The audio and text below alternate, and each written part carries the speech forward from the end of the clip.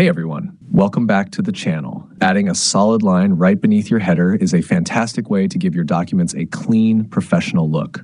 In today's quick tutorial, I'm going to show you exactly how to do it using the Borders tool. Let's get started. To start, make sure you are actively editing inside your header area. If you aren't already there, simply go to Insert tab, Header, Edit Header, and then head over to your Home tab. Next, look for the paragraph group on your ribbon and click on the Borders drop-down menu.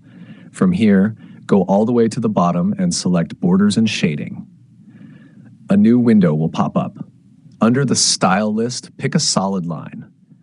You can customize the look by choosing a custom color, like this red, and adjusting the width to make the line as thick or thin as you want.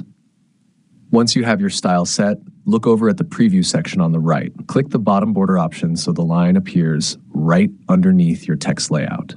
Once it looks good in the preview, click OK to apply it. And there it is. If you want to tweak its position, you can easily use the Header from Top Spacing tool in your header menu to move it up or down. Once you are satisfied, just close the header view and your polished document is ready to go. If you found this quick guide helpful, don't forget to subscribe for more useful tutorials.